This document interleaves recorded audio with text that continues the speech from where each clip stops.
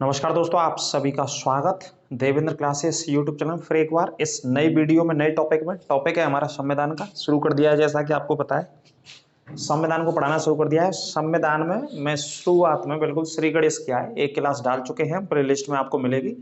Important articles पढ़ा रहा हूं मैं, महत्वपूर्ण अनुच्छेद जो सबसे ज्यादा एग्जाम्स में पूछे गए। तो पहली क्लास भाई साहब पढ़ा दी है, ये दूसरी क्लास है, दूसरी में भी आर्टिकल्स ही मैं पढ़ा रहा हूँ। संविधान के महत्वपूर्ण अनुच्छेदों को पढ़ा रहा हूँ। अनुच्छेदों में प्रावधान में बताऊंगा संवैधानिक क्या क्या प्रावधान है देश को लेकर के, अलग अलग संवैधानिक पदों को लेकर के। ठीक है, तो ये दूसरी क्लास है, शेयर कर देंगे सबसे पहले क्लास को, लाइक करना बिल्कुल नहीं भूलेंगे और ज्यादा से ज्यादा शेयर किया करो। ठीक है, दबा के शेयर किया करो अपने दोस्तों के मित्रों के साथ, फेसबुक पे, व्हाट्सएप पे, इंस्टाग्राम पे, जहाँ पे भी आप सोशल मीडिया प्लेटफॉर्म का इस्तेमाल करते हैं वहां क्लास को आप देवेंद्र क्लासेस को शेयर कर सकते हैं, चैनल को शेयर कर सकते हैं और इस क्लास के लिंक को शेयर कर सकते हैं। ठीक है, तो अंत तक बने रहेंगे।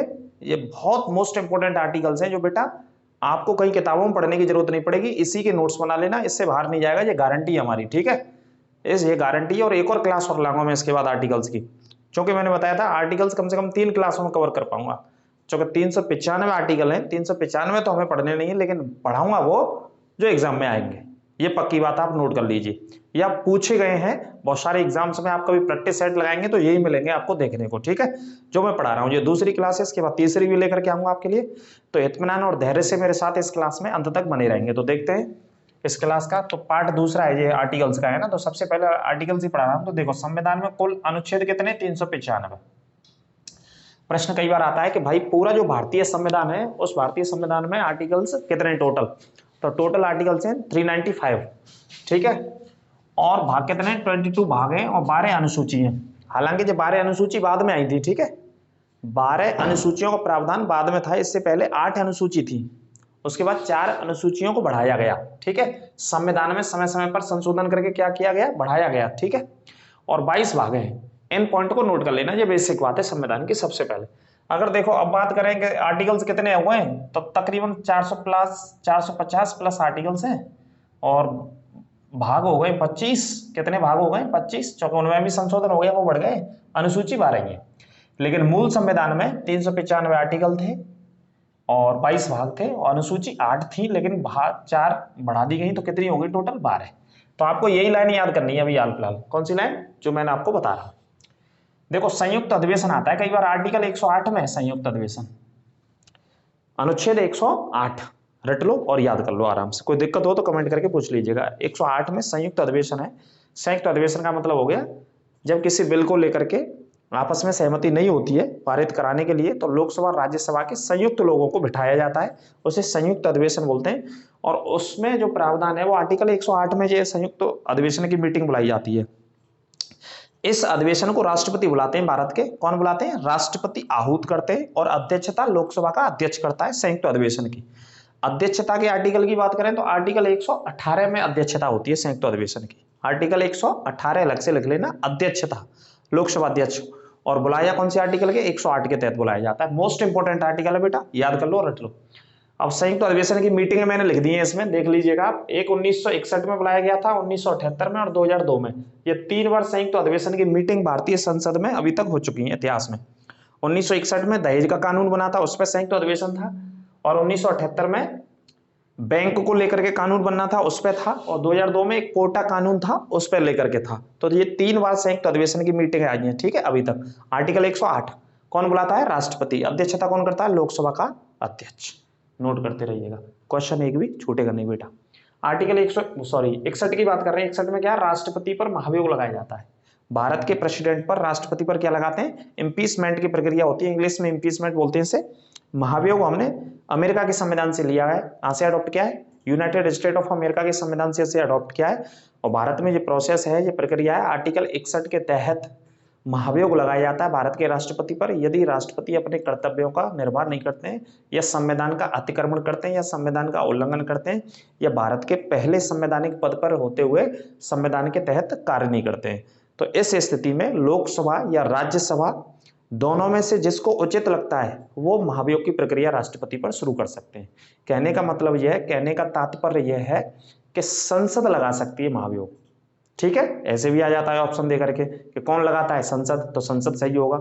दोनों में से कोई भी लगा सकता है। संसद के कितने पार्ट होते हैं? 2 पार्ट, राज्यसभा और लोकसभा। आर्टिकल 61 में 14 दिन पहले चिट्ठी भी दी जाती है 1/4 सदस्यों के साइन कराकर। आर्टिकल 85 है एक, इसमें राष्ट्रपति लोकसभा को भंग करने का अधिकार रखता है अपने पास। किसको भंग करने का? लोकसभा को भंग करने का। लोकसभा को भंग करने का अधिकार आर्टिकल 85 में है राष्ट्रपति के पास, लेकिन कैबिनेट की सलाह पर, सिफारिश पर, रिकमेंडेशन पर, मंत्रिपरिषद की सलाह पर, है ना। और मंत्रिपरिषद के अध्यक्ष कौन होते हैं? प्रधानमंत्री। यदि प्रधानमंत्री कहें राष्ट्रपति से, तो राष्ट्रपति आर्टिकल 85 का इस्तेमाल करके संसद को क्या, लोकसभा को क्या कर सकते हैं? भंग। और लोकसभा भंग का मतलब ये होता है कि सरकार कौन सी सदन से चलती है? लोकसभा से चलती है। प्रधानमंत्री कौन से सदन के चुन के आते हैं? आमतौर पर लोकसभा के चुन करके आते हैं, है ना। समझ रहे हैं आप लॉजिक? तो लोकसभा को प्रधानमंत्री चाहें तो चुनाव से पहले भी भंग करा सकते हैं, तो 85 में। लेकिन भंग कौन करेगा? राष्ट्रपति। अनुच्छेद कौन सा है? 85, नोट कर लेना। आते हैं ये सारे और पूछे जाएंगे। आर्टिकल 123, आर्टिकल 123 में राष्ट्रपति की अध्यादेश की शक्ति है। राष्ट्रपति इसमें क्या कर सकते हैं? ऑर्डिनेंस जारी कर सकते हैं, अध्यादेश जारी कर सकते हैं प्रधानमंत्री जी या मंत्रिपरिषद के सिफारिश पर।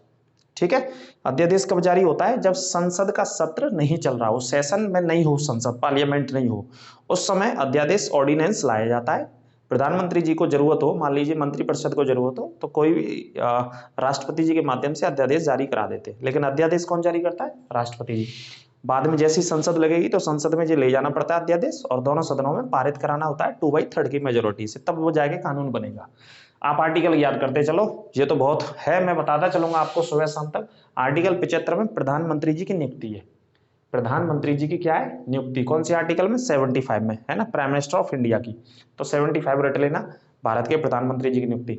अच्छा, 5 से 11 तक अनुच्छेद पढ़ते हैं। 5, 6, 7, 8, 9, 10 और 1, 11।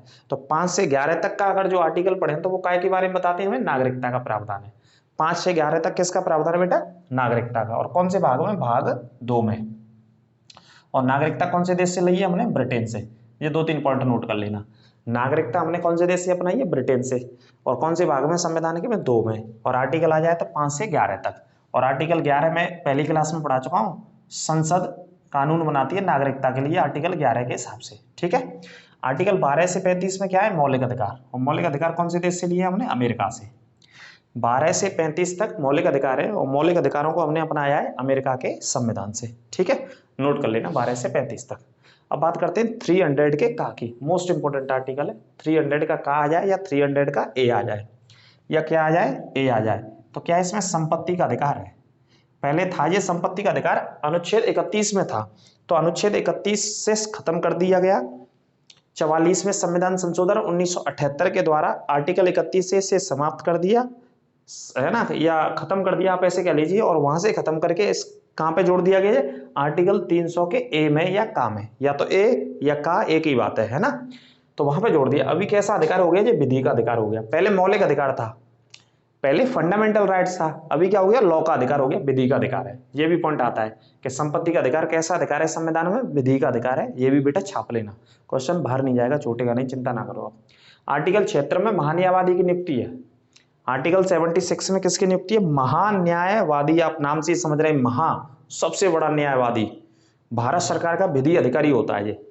किसका विधि अधिकारी होता है? भारत सरकार का विधि अधिकारी होता है। भारत सरकार को कानून से संबंधित, न्याय से संबंधित समय समय पर कानूनी परामर्श देने का काम करता है। और सुप्रीम कोर्ट में यदि जैसे कोई केस आता है तो सरकार की तरफ से महान्यायवादी पक्ष रखने जाते हैं। कौन रखने जाते हैं? महान्यायवादी। अंग्रेजी में बोलते हैं अटॉर्नी जनरल ऑफ इंडिया। तो इनकी जो अपॉइंटमेंट होती है महान्यायवादी की, वो कौन से आर्टिकल में भाई साहब? 76 में। और अपॉइंटमेंट कौन करते हैं? भारत के राष्ट्रपति अपॉइंटमेंट करते हैं 76 के द्वारा। ठीक है, महान्यायवादी। संसद में इन्हें शामिल होने का अधिकार है, चर्चा में शामिल होने का अधिकार है, लेकिन ये वोट ना दे सकता है ना। संसद में भी शामिल हो सकते हैं, चर्चा में शामिल हो सकते हैं, लेकिन वोटिंग जब कभी होती है किसी बिल पर, विधेयक पर, यदि वो शामिल है तो वोट देने का इनको अधिकार नहीं है। बाकी की भारत के सुप्रीम कोर्ट में या भारत के किसी भी हाई कोर्ट की बात करें तो इन्हें सुनवाई का अधिकार है। ठीक है, सरकार का पक्ष रखते हैं, एक तरीके से विधि के सबसे बड़े अधिकारी हैं ये भारत के, भारत सरकार के। आर्टिकल 76 में। अब बात करते हैं आर्टिकल 148 से, बहुत मोस्ट इंपोर्टेंट है। अनुच्छेद 148 कौन सा है? आर्टिकल 148। आराम से लिखो, दिक्कत हो तो कमेंट करके पूछ सकते हैं किसी भी आर्टिकल के बारे में, आपको बिल्कुल बताया जाएगा। ये दूसरी क्लास है बेटा, तीसरी क्लास और पढ़ाई जाएगी, बिल्कुल रटा दिए जाएंगे। और इन्हीं क्लासों को छाप लेना अपने नोट्स में, रफ में, जहाँ पे भी लिख रहे हैं, और जब भी कोई एग्जाम देने जाए तो इनको रिपीट कर जाना, इससे बाहर नहीं जाएगा एग्जाम में क्वेश्चन। आर्टिकल 148 में नियंत्रक महालेखा परीक्षक की नियुक्ति है। किसकी नियुक्ति? नियंत्रक महालेखा परीक्षक, इंग्लिश में क्या बोलते हैं इसको? कैग। नियंत्रक महालेखा, ये ऑडिट करता है सरकारी पैसे का। सरकारी जो सरकार धन खर्च करती है सरकार के देश के विकास में, उस पैसे को जो चेक करता रहता है, समय समय पर ऑडिट करता रहता है, समय समय पर उसका जांच पड़ताल करता रहता है ये अधिकारी। ये संवैधानिक पद जिसका नाम है नियंत्रक महालेखा परीक्षक। ठीक है, परीक्षक कौन होते हैं? जो जांच करते हैं हमारी कॉपी। तो आप ऐसे ही समझ लीजिए, नियंत्रक का मतलब कंट्रोल भी करते हैं कि भाई सरकार के पैसे की, जनता के पैसे की बर्बादी तो नहीं हो रही है कहीं। तो इसका समय समय पर संज्ञान लेते हैं, पता करते हैं, एग्जामिन करते हैं। तो आर्टिकल 148 में कैग है ना। और लोक लेखा समिति होती है एक संसद में, जिसमें 22 सदस्य होते हैं। कितने सदस्य होते हैं? 22, 7 लोकसभा के, 15 राज्यसभा के, या 15 लोकसभा के 7 राज्यसभा, 15 लोकसभा 7 राज्यसभा के, ऐसे करके 22 होते हैं। लोक लेखा समिति, इसे पब्लिक अकाउंट कमेटी बोलते हैं। उसका भी ये काम होता है, संसद के अंदर ये समिति रहती है। तो ये दोनों आपस में मित्र होते हैं एक दूसरे के पूरक भी बोल सकते हैं, कॉम्प्लीमेंट्री। ठीक है, किनको? नियंत्रक महालेखा परीक्षक और लोक लेखा समिति। खैर, मैं आर्टिकल की बात कर रहा था आपसे। आर्टिकल 148 में इनका प्रावधान है, नियुक्ति भारत के राष्ट्रपति करते हैं। ये लिख लो हाल फिलहाल आप। आर्टिकल 110 की अगर बात करें तो आर्टिकल 110 में धन विधेयक है। पैसे वाले विधेयक पारित कराने होते हैं बहुत सारे, है ना, पैसे से संबंधित। तो ये धन विधेयक की परिभाषा के धन विधेयक होता क्या है, तो धन विधेयक का प्रावधान है आर्टिकल 110 में।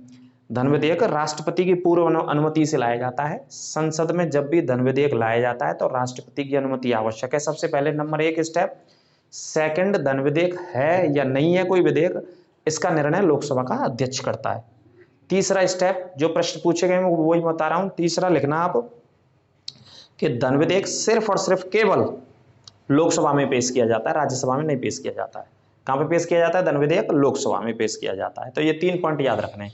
अध्यक्षता या निर्णय कौन करता है? लोकसभा का अध्यक्ष। अनुमति किसकी होनी चाहिए? राष्ट्रपति की। और पेश कहां पे किया जाता है? लोकसभा में। आर्टिकल कौन सा है? 110 धन विधेयक का। ठीक है, आर्टिकल 112 की बात कर लेते हैं। अनुच्छेद 112 में वार्षिक वित्तीय विवरण है। कौन सा विवरण है? वार्षिक वित्तीय विवरण, मतलब 1 साल का बजट। वार्षिक वित्तीय विवरण का मतलब शॉर्ट में क्या लिख सकते हैं? आर्टिकल 112 में बेटा बजट है भारत सरकार का। कौन सी सरकार का बजट है? भारत सरकार का बजट है आर्टिकल 112 में। नोट कर लेना, छाप लेना। लेकिन पेपर में आता है वार्षिक। वार्षिक का मतलब 1 साल का ही होता है। आपको जानते हैं वित्तीय वर्ष होता है कि नहीं होता है? 1 मार्च से 31 अप्रैल तक ये वित्तीय वर्ष होता है। माफ कीजिए, 1 अप्रैल से 31 मार्च तक, इस तरीके से वित्तीय वर्ष, फाइनेंशियल ईयर होता है। आर्टिकल 143 की यदि हम बात कर लें तो अनुच्छेद 143 में राष्ट्रपति परामर्श करता है किससे? सर्वोच्च न्यायालय के मुख्य न्यायाधीश से। यदि राष्ट्रपति को कोई राष्ट्रीय विधि से संबंधित सलाह लेनी है, या राष्ट्रपति को ऐसा लगता है कि जहां में सलाह लेना आवश्यक है सुप्रीम कोर्ट के मुख्य न्यायाधीश से, तो वो आर्टिकल 143 का प्रयोग कर लेते हैं। अनुच्छेद 143 में भारत के राष्ट्रपति सलाह लेते हैं या परामर्श करते हैं किससे? सुप्रीम कोर्ट के मुख्य न्यायाधीश से। कौन से मामले पर? किसी राष्ट्रीय हित का कोई प्रश्न हो, कोई मामला हो, कोई विधेयक हो जो राष्ट्रपति के पास पहुंचा हो, लेकिन वो कानूनी मसला हो उसमें, तो वो सलाह लेते हैं उससे कि क्या है इसमें, सही क्या है, गलत क्या है। हालांकि वो जो भी सलाह देंगे सुप्रीम कोर्ट के मुख्य न्यायाधीश, तो राष्ट्रपति उस सलाह को मान भी सकते हैं और नहीं भी मान सकते हैं। बाध्य नहीं है भैया राष्ट्रपति, है ना, कोई दबाव नहीं है। लेकिन 143 में परामर्श लेते हैं। ये पॉइंट आप नोट कर लेना, रट लेना, दोनों जगह मिलेगा। आर्टिकल 343 है और हिंदी भाषा को राजकीय भाषा घोषित किया गया। राजकीय भाषा कौन सी है भारत की? हिंदी। 14 सितंबर 1949 को संविधान ने इसे अडॉप्ट किया था। इसी वजह से 14 सितंबर को राष्ट्रीय हिंदी दिवस मनाया जाता है। कौन सा दिवस मनाया जाता है? राष्ट्रीय हिंदी दिवस। कौन सी तारीख को? 14 सितंबर को। तो संविधान ने अडॉप्ट किया मतलब अपनाया था। ठीक है, अब अनुच्छेद कौन सा है हिंदी को जो राजकीय भाषा घोषित करता है? आर्टिकल 343। छाप लो इसे, बिल्कुल पता होना चाहिए। जिस देश में आपने जन्म लिया उस देश की मातृभाषा के तौर पे तो बहुत सारी अलग अलग बोलियां होंगी। बोली होते हैं छोटे से इलाके में, क्षेत्र में बोली जाते हैं, वह बोली बोलते हैं। लेकिन भाषा मतलब एक बड़े स्तर पर जो बोली जाते हैं ना, तो भाषा हमारी कौन सी है जो संविधान ने अपनाई है? हिंदी है, 14 सितंबर 1949 को। ठीक है, तो आर्टिकल कौन सा है इसके लिए? तो अनुच्छेद है 343। नोट कर लेना, कोई दिक्कत हो तो बताइएगा। आर्टिकल 368 की बात करें तो संविधान संशोधन की प्रक्रिया है जो कौन से देश से अपनाई है? हमने दक्षिण अफ्रीका से। कौन से देश से अपनाई है? दक्षिण अफ्रीका से अपनाई है। आर्टिकल 352 की बात करें तो राष्ट्रीय आपातकाल लगता है इसमें। राष्ट्रीय आपातकाल भारत में कितनी बार लग चुका है? 3 बार अभी तक। राष्ट्रीय आपातकाल भारत में कितनी बार? 3 बार। आर्टिकल 352 के तहत भारत के राष्ट्रपति को अधिकार है आपातकाल लगाने का, और 368 पे भी निर्णय भारत का राष्ट्रपति लेते हैं। संविधान संशोधन, माफ कीजिए, वो तो संसद संविधान में संशोधन करती है। कौन करती है? संसद। ठीक है, आगे देखो बेटा, आर्टिकल 356 में क्या है? राष्ट्रपति शासन। आर्टिकल 356 में राष्ट्रपति शासन लगाया जाता है। ठीक है, ये पॉइंट नोट कर लेना। आर्टिकल 324 की बात करें तो निर्वाचन आयोग का प्रावधान है। किसका प्रावधान है? निर्वाचन आयोग का, आर्टिकल 324 में। ये पॉइंट नोट कर लेना। ठीक है, निर्वाचन आयोग वो होता है जो पूरे देश भर में चुनाव कराता है। लोकसभा के चुनाव, राज्यसभा के चुनाव, है ना, विधानसभाओं के चुनावों का आयोजन कौन कराता है? निर्वाचन आयोग। मुख्य निर्वाचन आयुक्त कौन है? राजीव कुमार, इस समय 25वें नंबर के, है ना, नोट कर लेना। हेड ऑफिस कहाँ पे? दिल्ली में। कितने सदस्य रहते हैं इसमें? 3 सदस्य रहते हैं। और ये कब से व्यवस्था लागू हुई? 1993 से। तो चुनाव आयोग को पढ़ लीजिएगा। आर्टिकल 280 की बात करें, वित्त आयोग का गठन है इसमें।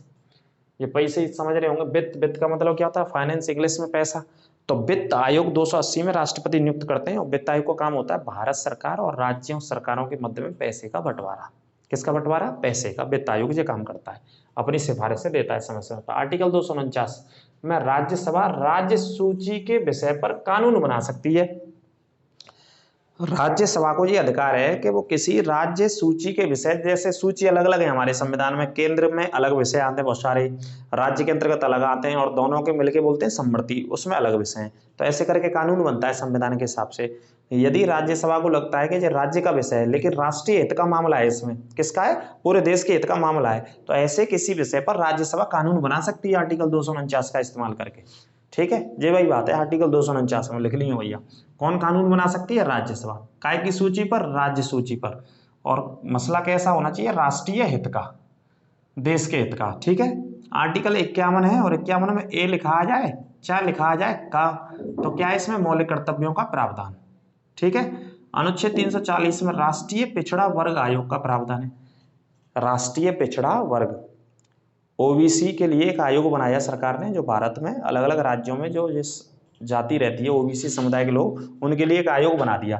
तो आर्टिकल 340 में इसका प्रावधान है, राष्ट्रीय पिछड़ा। आर्टिकल 79 में क्या है? संसद का गठन है। आर्टिकल 79 में संसद का गठन, अभी हाल ही में नई संसद का क्या किया?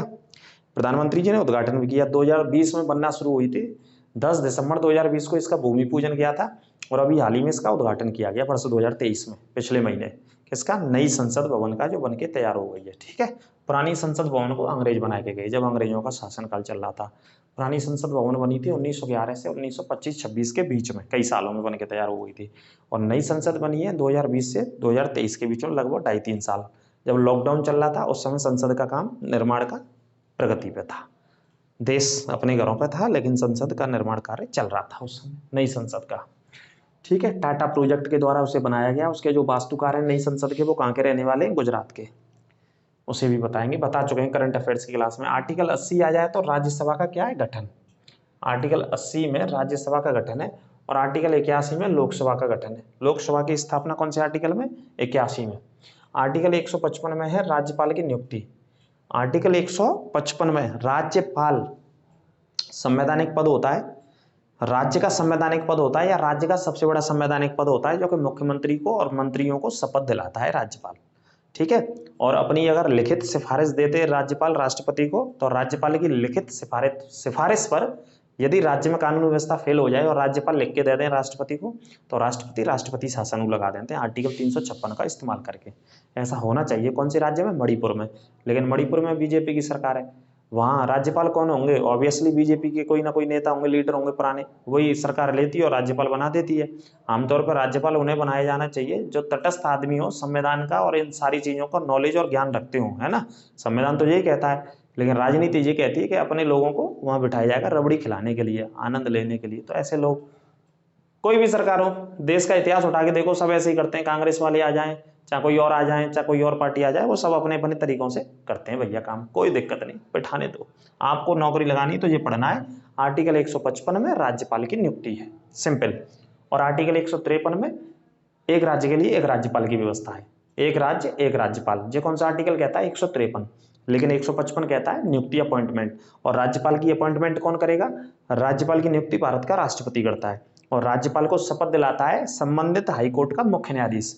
जैसे मान लो उत्तर प्रदेश में आई नई राज्यपाल कोई, जैसे आनंदीबेन पटेल है इस समय यूपी की राज्यपाल, तो आनंदी पटेल जब अपॉइंट हुई होंगी आर्टिकल 155 के तहत तो उत्तर प्रदेश में आई होंगी चार्ज लेने, उनका निवास कहाँ पे, लखनऊ में, राजधानी में, तो उनको राज्यपाल का चार्ज लेने से पहले क्या दिलाई हुई होगी, संवैधानिक शपथ राज्यपाल के पद की, और वो किसने दिलाई होगी, इलाहाबाद हाईकोर्ट के मुख्य न्यायाधीश ने। आई बात समझ में, जो प्रश्न याद रखी हूँ। आर्टिकल 360 में वित्तीय आपातकाल लगाया जाता है, मतलब जब देश में आर्थिक स्थिति गड़बड़ हो जाए, खराब हो जाए, स्थिति बिल्कुल चरमरा जाए, तो 360 का इस्तेमाल किया जाता है, वित्तीय आपातकाल, है ना, पैसे की समस्या आ जाए, सरकार देश को सर्वाइव नहीं कर पाए, तो वित्तीय आपातकाल 360 में लगता है, जो कि भारत की आजादी के बाद से 1947 के बाद से लेकर आज तक एक भी बार वित्तीय आपातकाल नहीं लगा है, 360 का इस्तेमाल नहीं हुआ है आज तक एक भी बार, क्योंकि ऐसी कंडीशन कभी भारत के सामने नहीं खड़ी हुई है, ऐसा क्राइसिस नहीं आया पैसे को लेकर के, फाइनेंस को लेकर के, ठीक है। 360 नोट कर लीजिएगा, याद रखिएगा। आर्टिकल 163 इसमें मुख्यमंत्री की नियुक्ति होती है, मुख्यमंत्री या मंत्रिपरिषद दोनों मिलेंगे, 163 और 164 भी पढ़ लीजिएगा आप, उसे अगली क्लास में हम पढ़ाएंगे। थोड़ा सा इसमें मुझे संदेह भी है, तो इसका संदेह हम अगली क्लास में क्लियर करेंगे। 163 में मुख्यमंत्री की नियुक्ति और 164 भी होता है इसमें मंत्रिपरिषद की नियुक्ति, कौन करता है, राज्यपाल। आर्टिकल 202 है एक, 202 में राज्य का बजट है, आर्टिकल 202 में किसका बजट है, राज्य सरकार का बजट, और 112 में किसका बजट पढ़ाया मैंने, भारत सरकार का बजट पढ़ाया है ना। अपना अपना बजट पेश करते हैं कि नहीं करते, बिल्कुल करते हैं। तो राज्य सरकार भी बजट पेश करती है पूरा एक साल का, कि भैया इतना पैसा हम जे विकास करेंगे, जे सड़क बनवाएंगे, वो करेंगे, इतनी मेट्रो चलाएंगे, तो बजट के अंतर्गत सारी चीजें आती हैं। आर्टिकल 213 पढ़ते हैं, तो राज्यपाल अध्यादेश जारी कर सकता है 213 के तहत, राज्यपाल को अध्यादेश जारी करने की शक्ति है बेटा कौन से आर्टिकल में, 213 में, और राष्ट्रपति को कौन से आर्टिकल में, 123 में। राष्ट्रपति देश में करता है और राज्यपाल राज्य में करेगा, ठीक है। आर्टिकल 63 में किसका पद है, उपराष्ट्रपति जी का पद है आर्टिकल 63 में।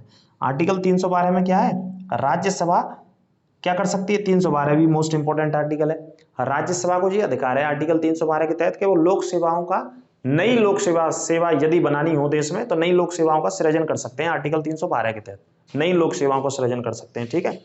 और आर्टिकल 100 है, और 100 का मैंने इसमें एक लिखा है, या तो 100 पढ़ लो सीधा या एक पढ़ लो आप उसमें, नमस्कार जी।